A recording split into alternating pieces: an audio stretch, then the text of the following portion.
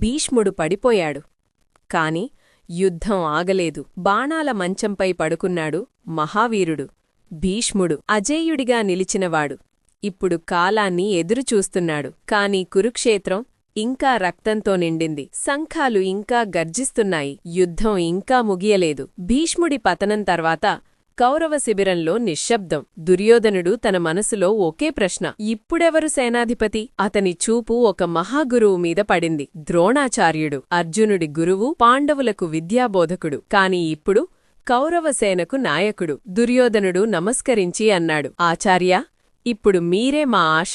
ద్రోణుడు ఒక క్షణం మౌనంగా నిలిచాడు. తన శిష్యుల్ని ఎదుర్కోవాల్సిన బాధ అతని హృదయాన్ని తాకింది. కాని చివరికి చెప్పాడు: నేను సేనాధిపతిగా బాధ్యతలు స్వీకరిస్తాను. కాని ఒక షరతు: యుధిష్ఠిరుడ్ని బంధిస్తాను అన్నాడు. దుర్యోధనుడి ముఖంలో చిరునవ్వు మెరిసింది. యుధిష్ఠిరుడు బంధితుడైతే పాండవులు ఓడిపోతారు. ధర్మం కూలిపోతుంది. అతను తన అత్యంత స్నేహితుణ్ణి పిలిచాడు. కర్ణుడు: సఖా, ఇప్పుడు నీ సమయం దగ్గరపడింది అన్నాడు. కర్ణుడు నిశ్శబ్దంగా నిలిచాడు. భీష్ముడు ఉన్నంతవరకు యుద్ధంలో దిగనని మాట ఇచ్చాడు. ఇప్పుడా అడ్డంకి తొలగిపోయింది. నేను సిద్ధం. నీకోసం నా ప్రాణం వరకు పోరాడతాను అన్నాడు. ఉదయం. సూర్యుడు మళ్లీ ఉదయించాడు. కాని ఈ సూర్యోదయం శాంతిని కాదు, మరింత రక్తపాతాన్ని తీసుకొచ్చింది. ద్రోణాచార్యుడు తన వ్యూహాన్ని అమలు చేశాడు. కౌరవ సైన్యం క్రమబద్ధంగా ముందుకు దూసుకెళ్లింది. పాండవుల శిబిరంలో కూడా ఆందోళన. అర్జునుడు, భీముడు, యుధిష్ఠిరుడు ప్రతి ఒక్కరూ తమ స్థానాల్లో సిద్ధమయ్యారు. యుద్ధం ఉధృతంగా సాగుతోంది. కాని దుర్యోధనుడి మనసులో ఇంకా అనుమానం. ఇప్పుడు ఆచార్యుడు నిజంగా మా పక్షానా అని తనలోనే తాను ఆలోచించాడు. అతని కోపం పెరిగింది. ద్రోణుడి వద్దకు వెళ్లి అన్నాడు: మీరు పాండవుల్ని కాపాడుతున్నారా